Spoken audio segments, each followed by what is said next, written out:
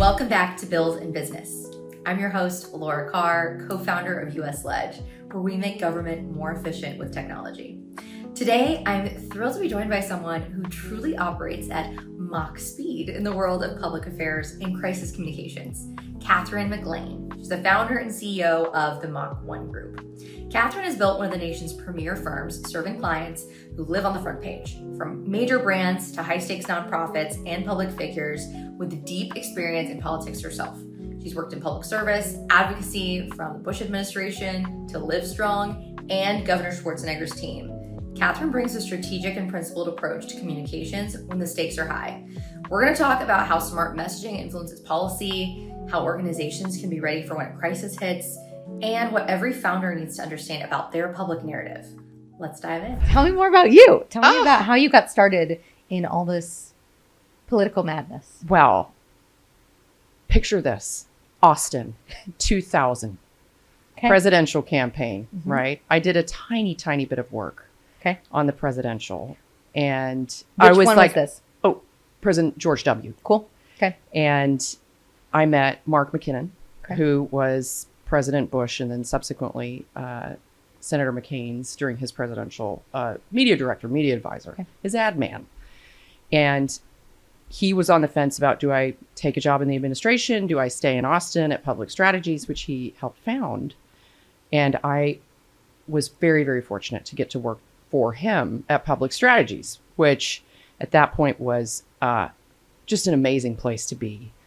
And many of the colleagues I see walking the hall of the Texas Capitol still today are, fellow alumni of PSI. It was just the best finishing school you could possibly ask for. So when I was there, Bob Bullock, and then a little bit later, Governor Ann Richards were senior advisors. So it was the most amazing thing to be a kid starting your career and seeing these giants of Texas politics walking the halls at PSI. So it was super exciting. Great time to be there. And I know that you mentioned your time with Schwarzenegger. Did you go to California as well? Did you do some DC time? All of the above. Okay. I did. So it's 2003. Schwarzenegger announces on The Tonight Show. He has no staff. He has a few consultants and advisors. And there's a gentleman named Marty Wilson who ran the Sacramento office for Public Strategies. Okay. And my boss was kind enough to call him. And what he told me, here's how he told me the conversation went. Well, I talked to Marty. He really needs you out in Sacramento. And in, campaign headquarters is in Santa Monica. Can you be out there by Thursday? Years later, Marty shared with me that it was, hey, can you give Katherine a job on the campaign? She really wants to help. But who cares? I got a job on the craziest campaign in probably one of the top 5 craziest campaigns in U.S. history. I think so. Yeah. How would you say Texas and California politics differ? It's also personal advice here because we're going out to Sacramento for a couple weeks next month. Oh, so fabulous. We're lunching out there. So I'm excited. Are you really? I'm first time in Sacramento. So. Oh, we'll have to talk. Yes, definitely. How are California and Texas politics different? Like, how long do we have? I know that they're very different. Top 3 things. If you think of it as Alice through the Looking Glass, it is the mirror opposite. Okay. Right? The dominance of the political party. Right. It's the same, but on the other side of the aisle. Yeah. And year-round legislature. Mm-hmm. So I remember my time in the governor's office there, the silly bills that we would see. And it was a game for us in the press office. What are the silly bills we can make fun of? And there were like bills outlawing ferrets. Bills that, address just like these ridiculous, minute details of daily life. But with a year-round legislature, you have to prove yourself to your constituents. You have to move bills. You have to show that you're working for them. And it does sometimes lead to some silliness. Do you know how many bills they have filed out there? Because we have a lot in Texas. We had the most 6 months. This time. I remember looking at stats. It was like 8,000 north of 8,000, right? Which is a good bit more than previous couple of sessions. So I don't know. I would know from 20 years ago, but not from recently. I know it goes from like 8 to 12,000 rotating in Texas. Oh, so I I'm imagine, sure year-round legislatures seem to have almost the same as us. I don't know what we're doing these days. It's crazy. We're doing a lot. We're doing a lot. So how was your session? It was so interesting. One of the things that we're seeing come up in the special was a bill that everybody at the Capitol, whether you're working on the communication side like we are, or government affairs, it was just like a hobby to watch SB3. Sure. And how it was progressing and like, what's that thing going to do? Oh my gosh, it looks like it's going to pass. And then it did. And it was like, oh my gosh, is he going to veto? Is he going to veto it? And sure enough. And I was refreshing my phone at 11 o'clock at night to see if there was any news, and there was no news. And then, I was intrigued too. Yeah, everybody is. And now we're like popping the popcorn and, pulling up the recliners to watch this special session show. It should be amazing. Well, for the listeners who don't know, can you tell us more about the Mach 1 group, company you founded, what you do, and everything about it? I have a lot of questions for you, the work you have. Well, this is my baby. I have Yes. 2 children, but this is my other baby. Yes. And the Mach 1 group came about after I served in the Bush administration as press secretary for the U.S. Department of Education when Margaret Spellings was secretary, who is the most amazing person I've ever had the good fortune of working with. And then I came back to Austin towards the end of the Bush administration and served at what was then the Lance Armstrong Foundation. Okay. So this Cool. was when Lance was a global icon and one of the most, if not the most effective cancer advocates on the planet. And so we did amazing work. And this was during the time when the foundation really pushed the ballot initiative that created the Cancer Prevention and Research Institute of Texas. That was the first thing I got to work on. Wow. Designing a statewide campaign to promote that. And Texans voted for it overwhelmingly, like 65%. I mean, just an amazing level of support throughout the state for that.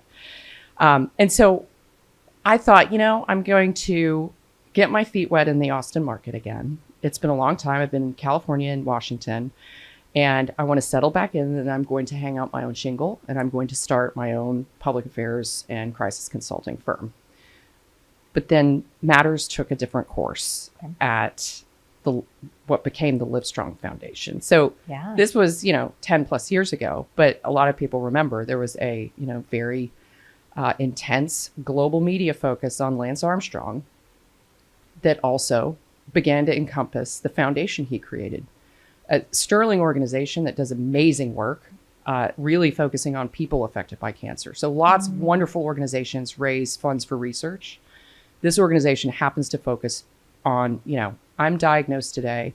These are the challenges I face in understanding my diagnosis, getting treatment, figuring out what my insurance options are. Like, they are amazingly helpful with that. And to see this wonderful organization getting pulled into this terrible crisis that they had nothing to do with, it broke my heart. We were talking about like public health experts, oncologists, social workers who literally work one-on-one with cancer patients. Reporters were like waylaying them in the parking lot and asking about things that happened in France in the cycling world, 10 years before that. So I stayed. And I ended up being, along with our CEO and some of our board members, the architect of, how do we navigate this organization successfully through this very, very intense, sustained, very critical media spotlight. And that's how I got my PhD in crisis communications. Amazing. And I know a lot of people who do this and have done this in DC. And what is crisis communications in layman? Oh, it is, there are degrees, right? There's, sort of level 1, level 2, level 3. But for the Livestrong Foundation in this case, if for 2 years, the New York Times, the Wall Street Journal, NPR, USA Today, and various other outlets are hitting you on a weekly basis and coming up with story ideas like that's a crisis, that your organization may very well not survive if you're not incredibly agile and clever about the strategic decisions you make and then how you communicate them. And that can happen, obviously, on a lot of different levels. Sure. We all know what keeps us up at night about our organization and where we're vulnerable. Most CEOs can predict exactly well, these are the top 5 things that are terrible. And if they happen, Sure. it's going to hit the fan, right? But what we've developed is, and I don't think this is optional for organizations anymore. You have to plan ahead. Crisis planning should be an annual exercise. It should go right along with your strategic planning. And it should encompass your C-level. It should encompass, the folks who may be on the ground and who might be accosted by reporters and find themselves in the line of fire in that way too. I think it's really important to be prepared and to have a game plan, and then also have a crisis protocol. So you are specifically dealing with customers in the political world. Am I right? Your clients are mostly, who are they? Well, most of our clients turn to Mach 1 because they have a policy, regulatory, or legislative goal. Okay. Either defense or offense, this can't pass, or we got to get this through. And they realize that they need public opinion behind it in some form or fashion, whether it's in their district or statewide or strictly at the Capitol. There has to be a communications ground game that helps push their goal across the finish line. And quite often, we're pulled in by lobbyists and government affairs teams who recognize this. They're like, oh, this can't just be a capital game. We have to broaden the net here, and we're going to need more muscle on this. And that's where we come in.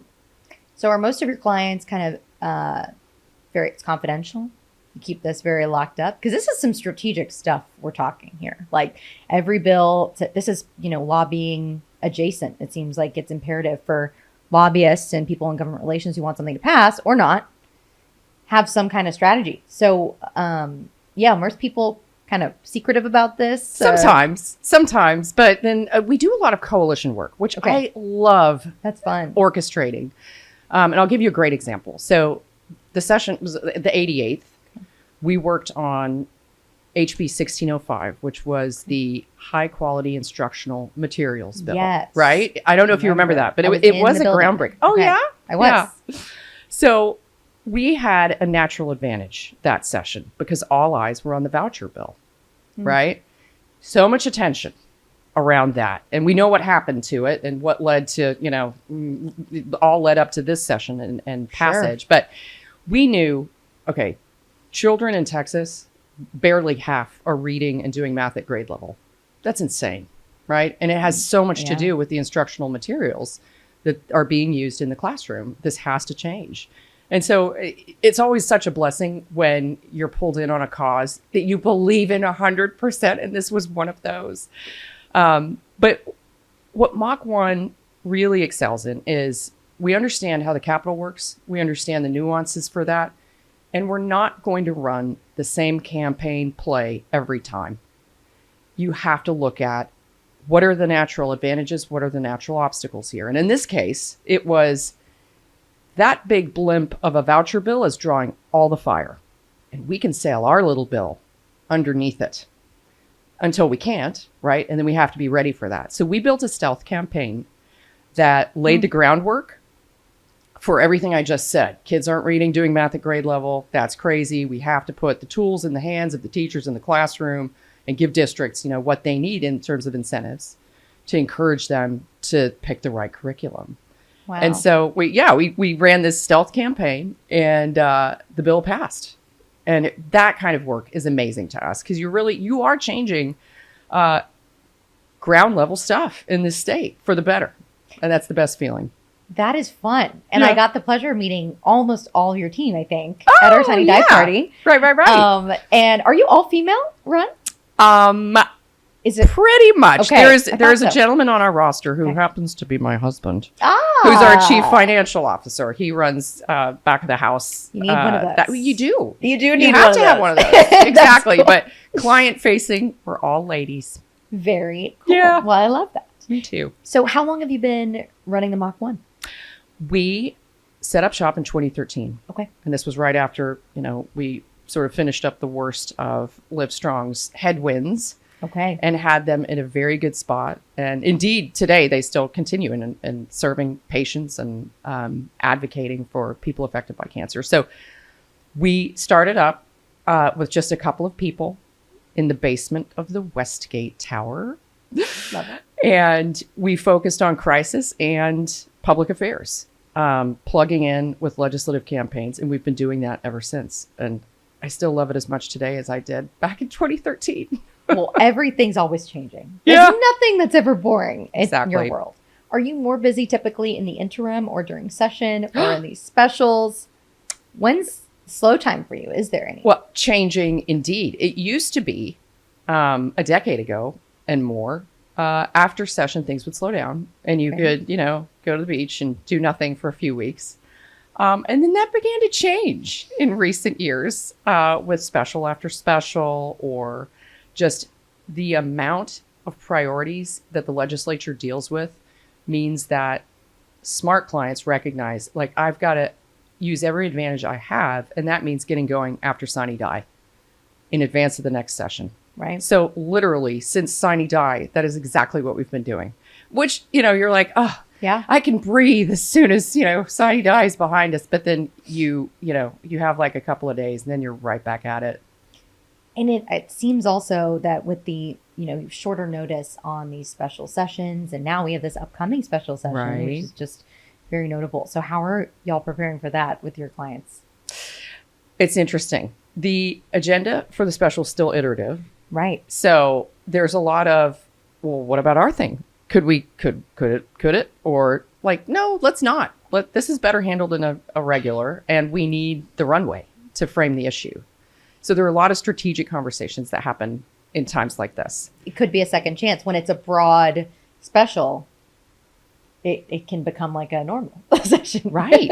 And Just in this is shorter looking time. like a more inclusive agenda, right? Right. It's not just one or two things. There's a bit of a laundry list. So I think a lot of organizations are like, oh, maybe we try to get our foot in the door there.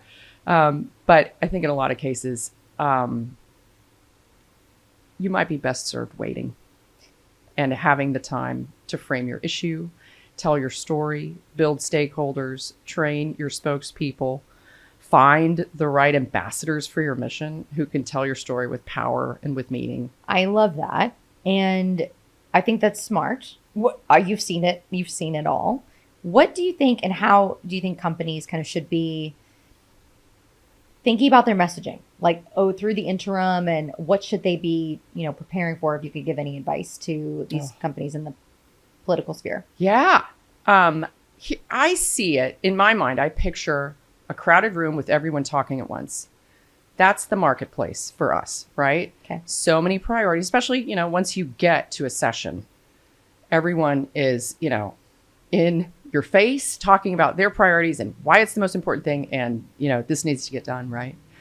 So having the time to thoughtfully layer messaging and share mission awareness and introduce yourself. A lot of organizations wait until they need something before they make an effort to introduce themselves to, whether it's their stakeholders or folks at the Capitol.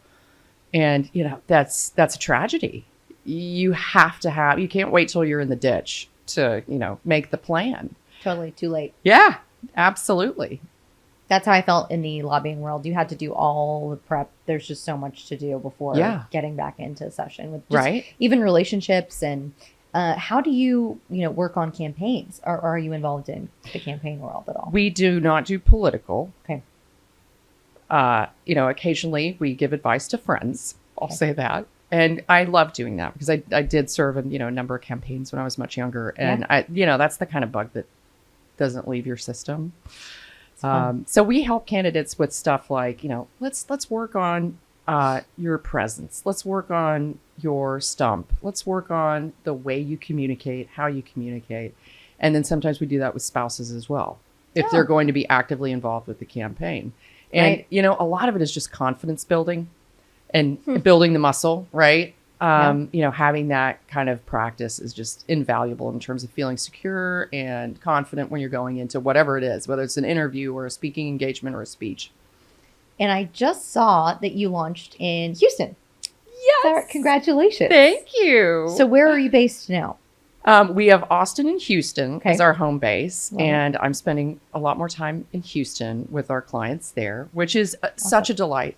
I love Houston. If I didn't live in Austin, I might have to be a Houston girl. It's just such an amazing presence, not only in our state, but such a hub of our national economy. There's so much potential there. And then, it's interesting to look at the patterns of how people retain help there when they have a capital issue. They don't usually hire Houston folks. They know, like, oh no, we need an Austin government affairs team. We need, an Austin team that's experienced in capital communications who can help us navigate that. So how are you helping these clients like prepare in the interim, through the specials, through the campaigns?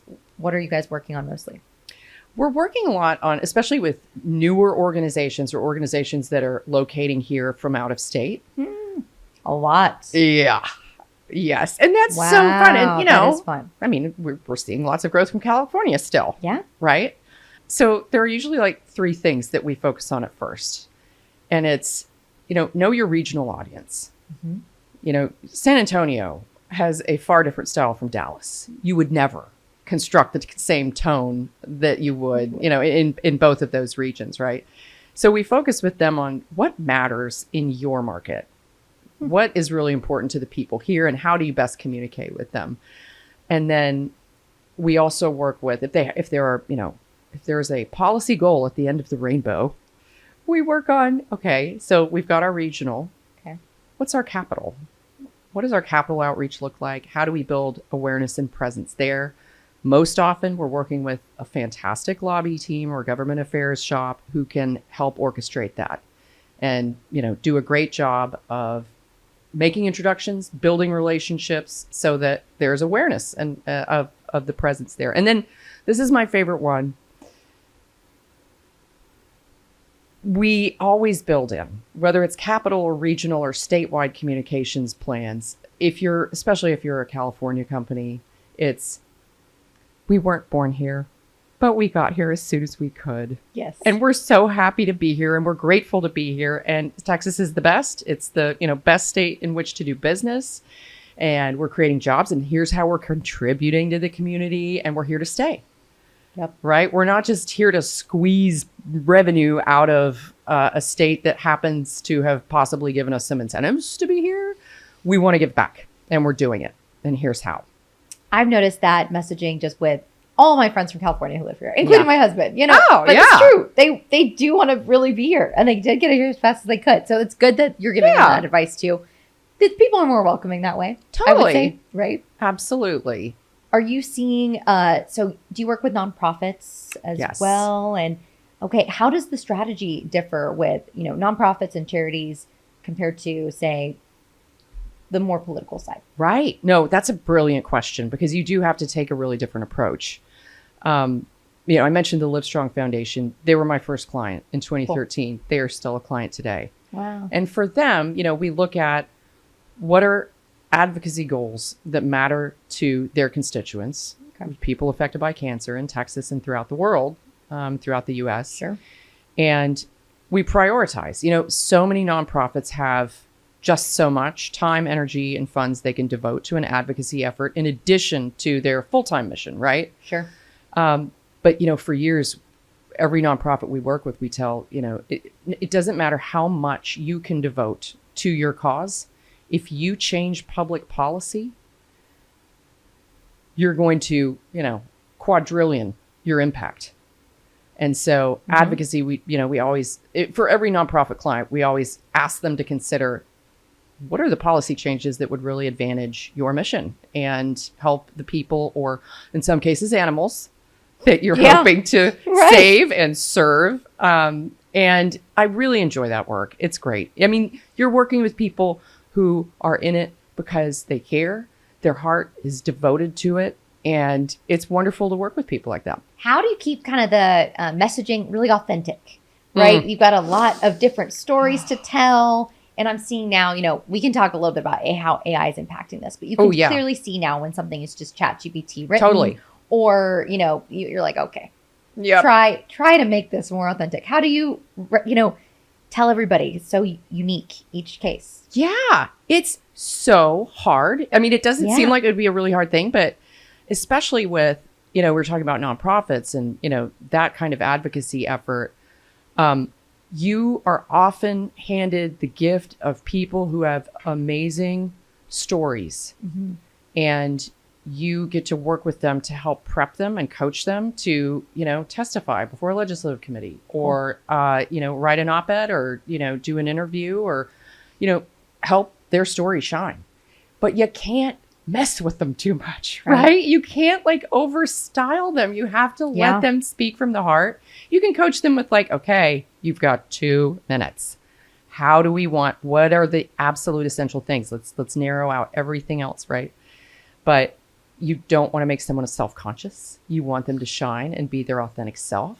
And there's a really delicate balance that I think you really develop with experience. And so our team is really, really good at helping people gain confidence without just messing with them too much. I have friends who've said you've helped tremendously with their testifying. Oh, yeah. That's such a stressful thing. And you're so on the spot. I haven't done it yet. And I might at some point, right? On behalf of our company, but haven't needed to. And I can imagine. I see people go up there, and some people are terrified. Some people have been doing it forever. See Glenn Hammer.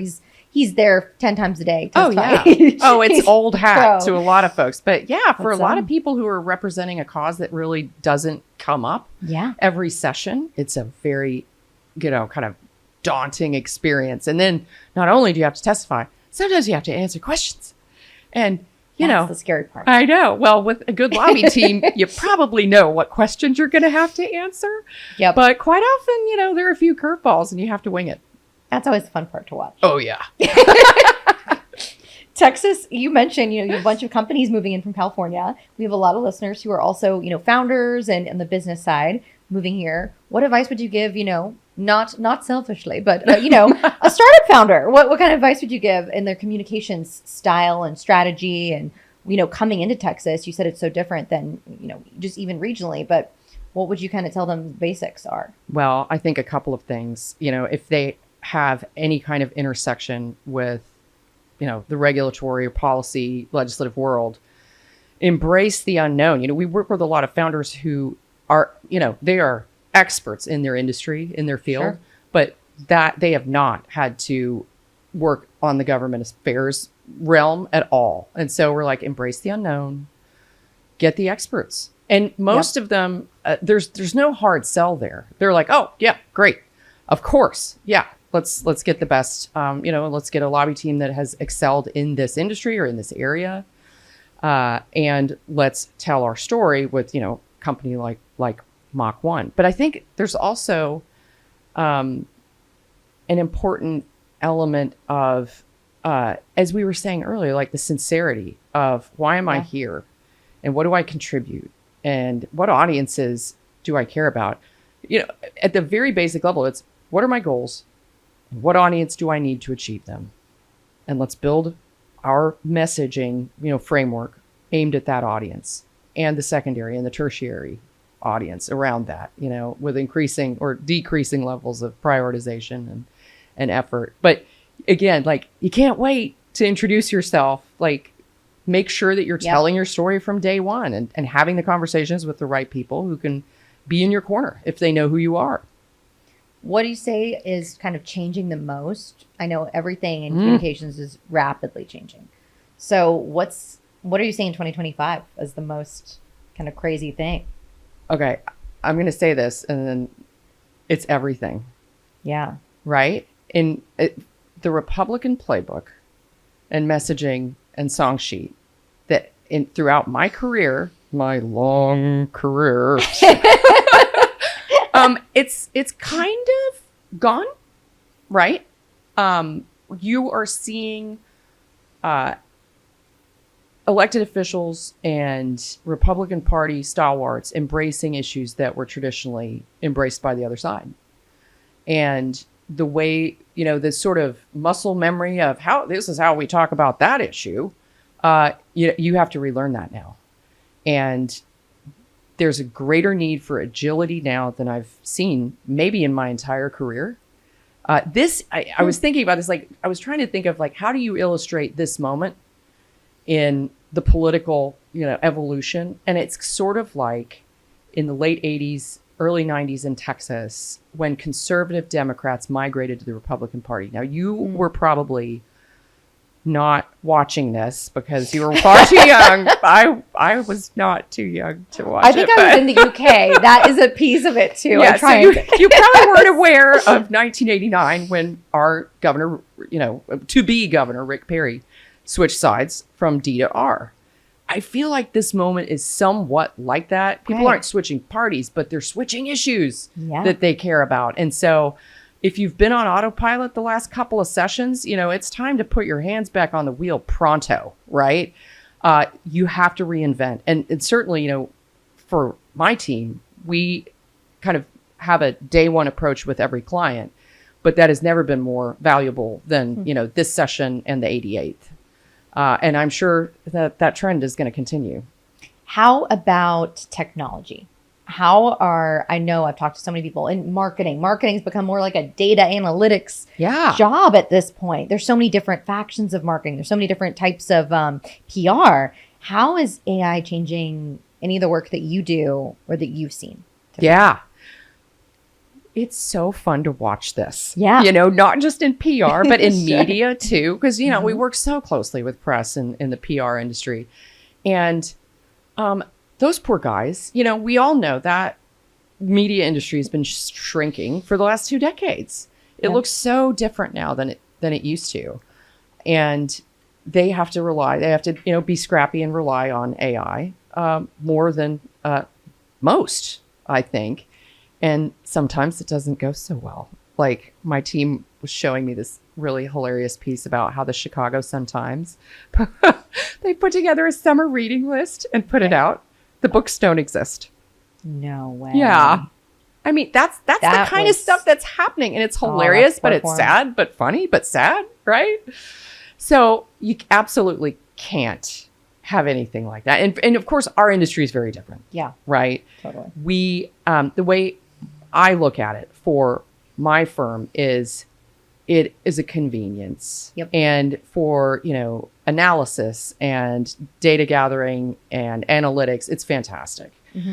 And, if you can enhance your efficiency with a first draft of something, great. But it will never, ever, ever, ever take the place of the experience and the perspective of somebody who has served in the Texas Capitol and understands the nuances of, the inter-party relationships, the context of previous legislative attempts at something.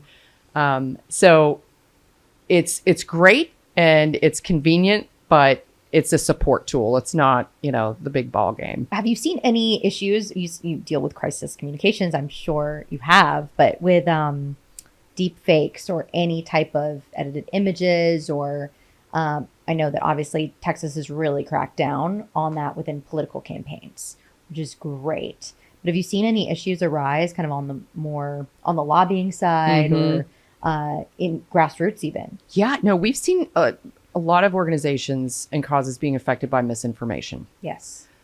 Which is so much more rampant now. And it is so easy to lose the thread of, a false fact that's planted either purposefully or, with benign intent, but a reporter got it wrong. Now it's in the public realm. It gets picked up by 5 other outlets. And now the opposition or, a lazy reporter has defined your issue for you and it's wrong. Oof. And that is the worst feeling for an organization to face. You feel powerless, right? Like, how am I going to call, 10 different media outlets and go like, that's not the case. It's actually this.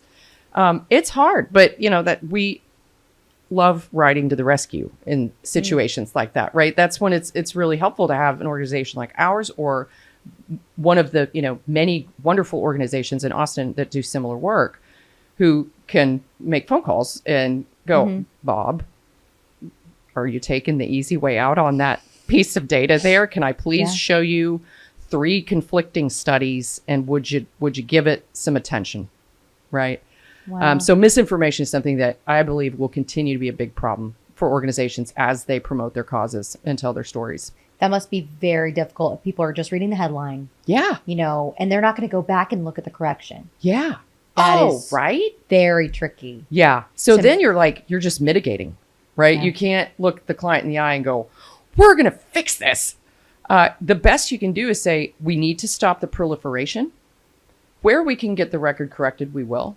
So that, moving forward, any other reporters who look at what's been written about this, don't see that and don't draw from it. But yeah, it's tough. It's tough. And that's why proactivity is so important, because if you're the first one shaping the narrative, it's right. That's good. That's good. I tip thought right that was there. good too. Have you seen people kind of going away from legacy media and more into independent media these days? Any clients specifically, or what are you seeing with that change? Oh, so much, especially TV. Right. When I started my career years ago, too many to mention, there was TV. We did have TV then, but like a live shot crew was like 4 or 5 people, and I don't know that that's the case anymore. You're probably lucky to have 1 or 2, maybe 2 tops, and it's just so much harder to break through the competition for their attention. Right. And the reporters I talk to are like, I can't even look at my inbox. I don't have any hope of ever clearing the decks, because there are hundreds of emails competing for my attention every single day. And many of them are great. Some of them are lousy and ill-constructed, and they immediately go into the wastebasket, right? But, I think you have to fight harder for attention from traditional media, and that's what's spurring greater utility for the newer tools, social, digital, etc.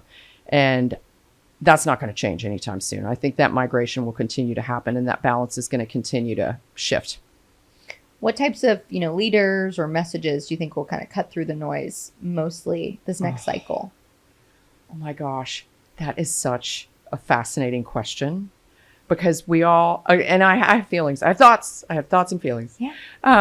We see the opinion polls that show us, Americans are tired of the divisive stuff, Sure. right? Tired of the rhetoric. We want things to go a few notches down, but it works. It's effective in many cases. And so are our politicians going to back off from that? Not until it proves a detriment, in my opinion. Why would you? If it works, you're probably going to keep doing it. However, I think you'll also see greater emphasis on the grassroots point of view. Yeah. How voters are faring in the grocery store, at the gas pump. Just this week, we're sort of whiplashing through conflict with Iran. Right.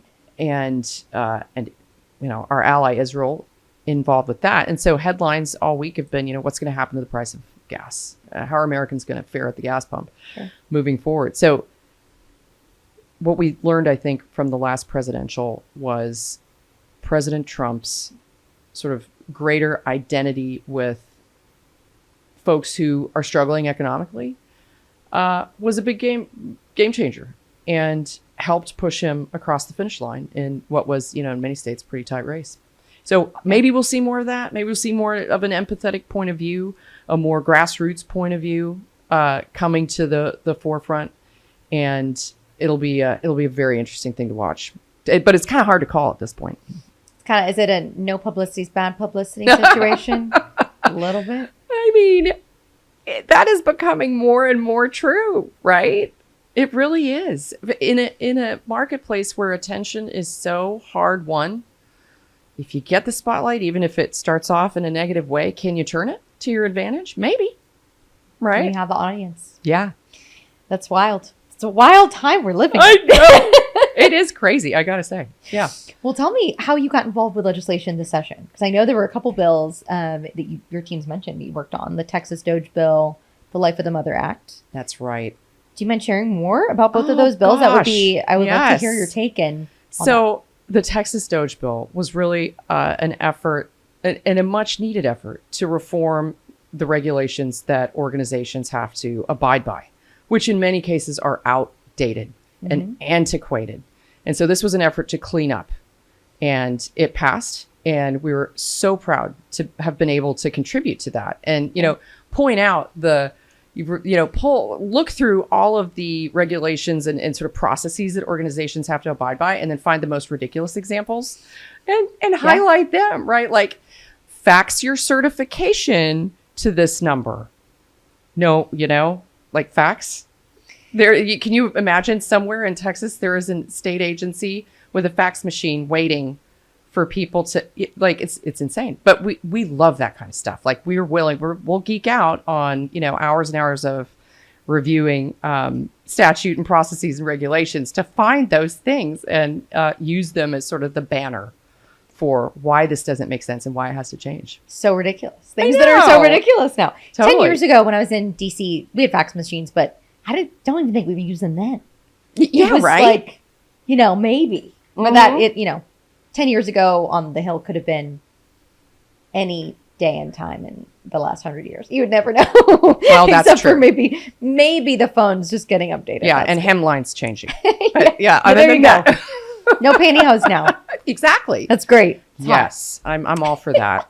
I'm all for that. Oh, but you asked about Life of the Mother. The Life Bill. of the Mother. Oh my gosh. Yes. This was something that I personally was really honored to be a part of. And it was a very thoughtful campaign.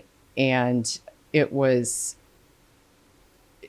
is so grateful to Senator Hughes, who spearheaded this. And I don't know that anyone else could have done it with sort of the inclusivity and the approach taken that led to so much support for the bill. Sure. And the bill itself it clarifies the statute around when physicians are allowed to perform life-saving or health-preserving abortion procedures on patients. And, this was something that doctors had been complaining about, like that the law wasn't clear. Their penalties were so stiff, didn't they deserve more clarity? And in the end, the legislature agreed. And it's going to save lives. And we're very, very proud of that. Well, congratulations. Those Thank are two you. really big bills. Yeah, we were thrilled on those two. How about this upcoming special? Do you have any big bills that you are personally involved in that you're gearing up for? A couple, but what I'm so excited to watch, as we all are, is SB3 and like what comes next. And I think we throughout the session, I know my team and I like it was like the water cooler talk of like what's going to happen with SB3, and then as it made its way through the legislature, we're like, oh my gosh, it's almost through. And then, as we said, the big question was the governor going to veto it? So now it's going to be interesting to watch the forces coming to bear around shaping the regulatory structure. This is an industry that a lot of Texans have become very fond of in the last few years, but there are abuses. So how does this get cleaned up? And how intense are the fireworks going to be around it? We'll see how much everyone can agree. I know there's some very different perspectives on this, and it's new, but it's this is an entrenched industry now. So the business community, I know, this is $1 billion industry here. Exactly. So we'll see. Yeah. We will watch the space. I will be watching with you, and I'll come and have bring the with you and popcorn. chat about it. Yeah, absolutely. Well, thank you so much for coming on. Any final thoughts for our listeners, like founders, lobbyists, kind of staying sharp before we start on these potentially special sessions coming up and campaign season? Yeah. For some, there's another bite at the apple happening in a month. Yeah. And if you're in that zone, you don't have a minute to waste in terms of shaping your agenda and communicating it. So get to work, take your vitamins, wear your deodorant, and get yourself in front of the people who need to have the conversations with you about the priorities. For others, it's you've got time to lay that groundwork in advance of the next session, and you have time to see and recruit and hear stories. So much of what we do is real people, real stories, right? And we're talking about authenticity and there are so many people whose stories illustrate exactly why a piece of legislation is so critical to many, many Texans. And those voices are often very hard to find, right? It's a big commitment for someone to serve as, an ambassador for a cause like that. All of us have jobs and lives and families and things that we're doing, and taking time away from them to push a cause it's additive, right?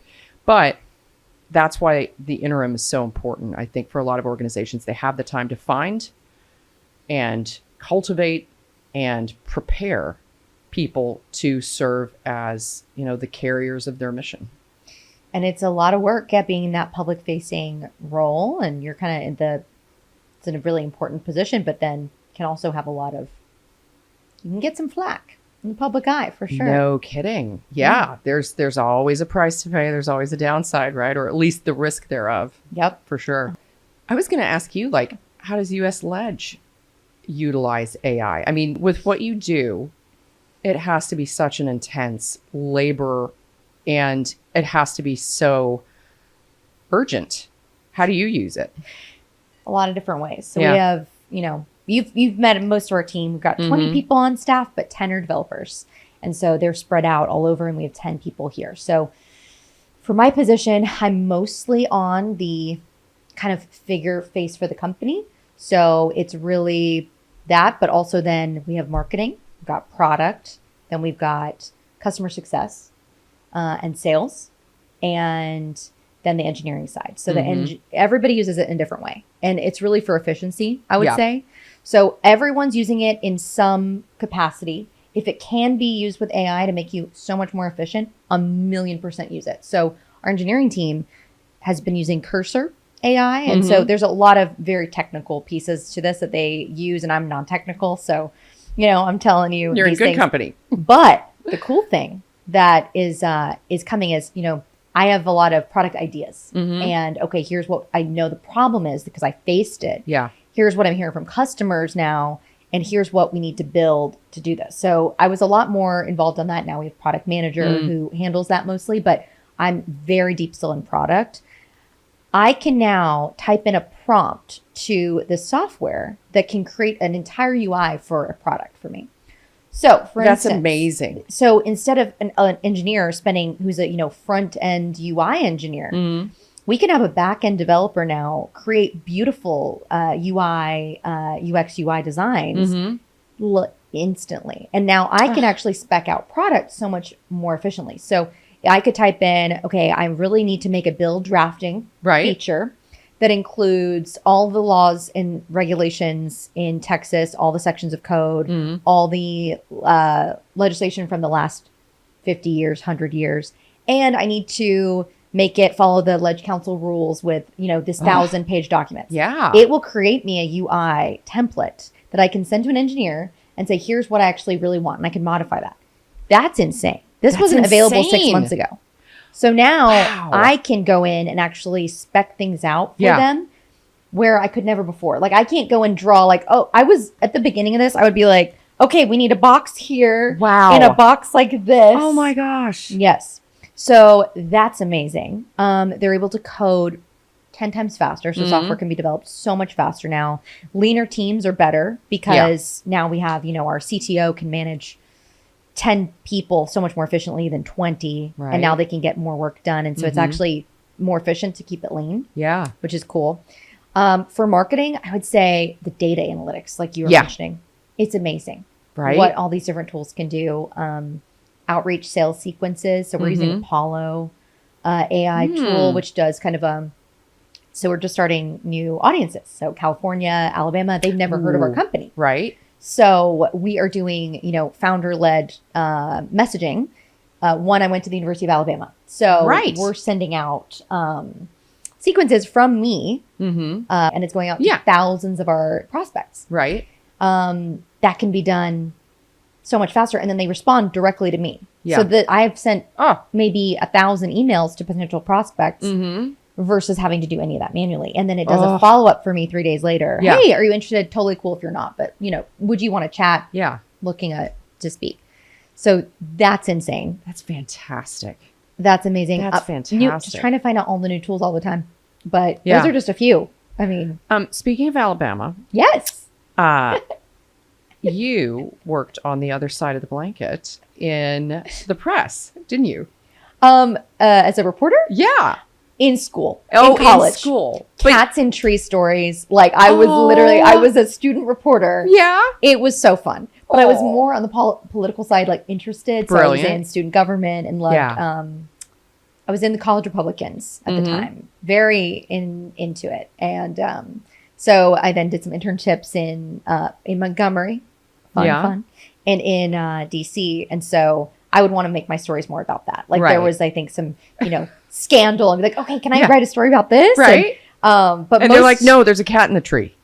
that go was cover missing. It that. was Tuscaloosa News. Okay. So it was very fun. Yeah. And I did get to then also do weather, which I found was a lot harder than I was. It was so hard.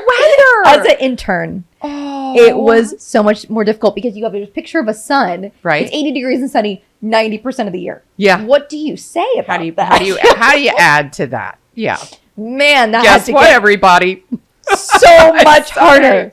That was Yeah. so difficult. Oh man. They'd be like, okay, here's a sun. And you think you go up there and you're ready. And then you're like, what do I even say? This is Oh, ridiculous. yeah. So no, that's what I did then. And then I definitely thought at one time I would be a journalist. Yeah? But, I preferred the political side. So I Yeah. did some communications stuff when I was at the RNC. Right. And then went more into policy. Okay, wait. So you grew up in England. I did. Yeah. And then tell me about the culture shock of Alabama after was- England, because I have a similar experience. But I want to you hear were yours. older, right? When you moved here. 17. So, oh my gosh. 17. What was And that like?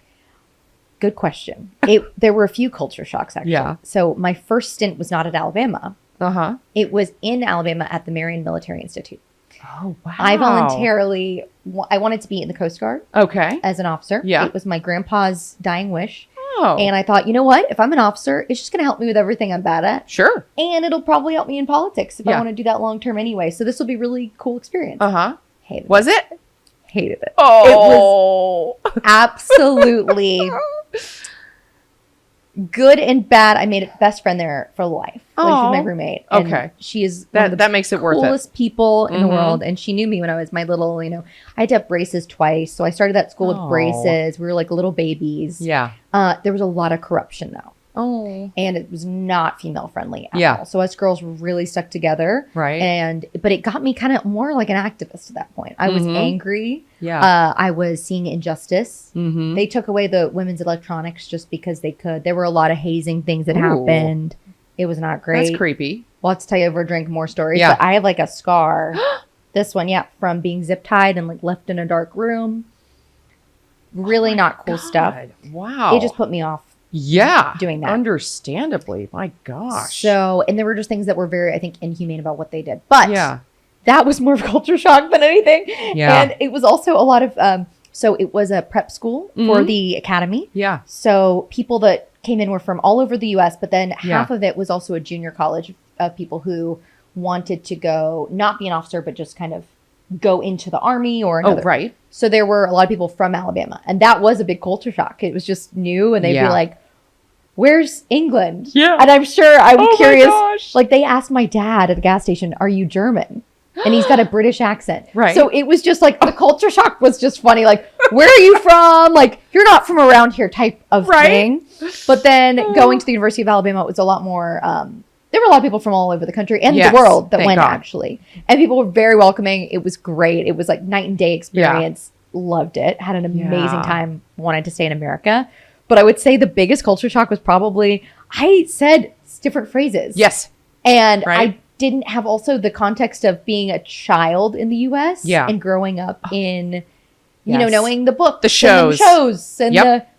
I had no context. So I think sometimes also I didn't have a thick accent at all. Mhm. So they just didn't know how to place me. Yeah. So Right. maybe thought I was a bit strange, but Uh-huh. I kind of just owned that for a while. How about you? When did you move from Germany? We moved from Germany to East Texas, Okay. Palestine, Oh, wow. in 1983. Okay. And like you, I was a fish out of water. I I'd never seen Gilligan's Island or the Brady Bunch or Right. any of the things No. that, the Gen X kids that I went to school with had grown up watching. And they, like your experience, like they couldn't figure out, what are you from out of town? From where? And I would say Germany. And they'd be like, is that in Texas? That's no, funny. not I Germany, got Texas. And it's a legit question because Yeah. we've got Paris and Right. Münster and, all the, Italy. right. Okay. Edinburgh, we got it all. So legit. We do. At the time I didn't know that, but I That's was like, funny. no, Germany's not in Texas. Oh, where am I? That's but funny. it is, I'm so grateful because, I made friends there who, saw how lost I was and took me under their wing. That's awesome. And they're still my besties today. I love that. Yeah. And how old were you when you moved? I was 12. That's really cool. That's Yeah. a really cool age, actually, I think, Yes. to come. Yeah, absolutely. If you're going to make that kind of shift, 12 is probably a good, you're starting middle school or junior high or whatever. And you yeah. can adapt, but you come in with your own experiences, and that's a really cool time. Mhm. I think, 17 was tricky. So in Yeah. the UK, you finish high school at like 16, and then you do A levels. Right. I don't know if it's what they do Similar in in Germany. Germany, So my parents were like, well, you can't go to the US for university at 16. Yeah. And so you have to do A levels. So I did a year, hated it, Yeah. didn't want to do it. And I said, guys, this doesn't even count now towards the US credit system. And I need to get a GPA because they don't understand Right. my system. Uh-huh. So they did agree, but it was a sad process because my family are still there. So it's So at 17, you pack your bags and you move 17 and a half. across the water to Alabama, Dallas, actually. to Dallas. Oh, okay. But without Grandparents mom lived and dad. there. Oh, thank God. So Thank I did God. have some family there, which was Okay. great. So my grandparents, German, grandpa, Yeah. and Oh! English, grandma. Wow. And they got my driver's license. I started getting college credits. So I had a GPA. Uh-huh. And then, but it was a big culture shock for sure. Right? But I love it. I love the US and it's been Yeah. amazing. So much opportunity. And I love going home to visit, but I Mhm. want them to come out here. So Yeah. I never we have knew we babies, had that maybe. in common. I love Yeah. that. I love that. There's It's not a very lot cool. of folks who have, sort of the perspective of, here's what they think. And I'm Right? sure seeing the news from that time was Yeah. probably really interesting from the European perspective. Oh my gosh. So Yes. different. Yeah, right? I still look at German newspapers if I want to, like, okay, but what are they saying? Right. And I'm sure you do the same thing. Oh, I want to know what the British media. perspective is in the UK. Totally. Absolutely. And when I Yeah. go back, it's fascinating to hear. And sometimes they have it similar, but a lot of times it's very, very different. Yeah. Oh, yeah. I was curious, what were your family military out of interest, or what brought them to Academic. Germany? My dad was a Oh. Fulbright scholar, How cool. and he was working on his PhD at the University of Kansas and then had an opportunity to teach English at a German school in cool. Münster, which is in Westphalia. And this is the early 70s. My parents just loved it and bet. decided, he was offered a job at that school to stay beyond his program. And they were like, let's stay another year. Wow. 12 years later, my brother, who today is a 3-star Navy admiral, Cool. had always wanted to attend one of the service academies and, the Naval Academy in particular. Awesome. And, well, hard to do that if you're coming from overseas and your Yeah. congressman has to make a decision with between That's one what of I was his dealing own with. Yep. constituents' children and some kid, who grew up in Germany. That's why I moved here at 17. Oh, of course. Because I needed that for the The Coast Guard same Academy. thing. Oh, my gosh. Yeah. And a GPA. They were like, you Yeah. can't. Who are you? And I'm like, I'm an American. Right? And they're like, but I don't even know how to read your transcripts, right? Yeah. How cool. I know. Crazy. It's a small world. I know. You got a really cool background. So do you. I'm amazed. It's I had no idea. no, I know. Well, same. That's the thing. That you never know. This is why your podcast is so wonderful. You are so sweet. No, I really appreciate you coming on and coming and Thank chatting you. about I it. thoroughly enjoyed it. So how can people find you and the Mach 1 and contact you if they're in need of some of these services that you do? We are at themach1group.com, and that's the number 1, purposely. And we are easily found on social with the same handle. And we are very eager to help organizations that have important causes that mean a lot to them if they want to put them in expert hands who have all survived the Capitol in one form or another, whether it's the U.S. Capitol or the White House or the state Capitol. We're here to help. I love it. Well, thank you for coming on and sharing your story, and I'm very excited for what you're working on. Thank you. Thank you.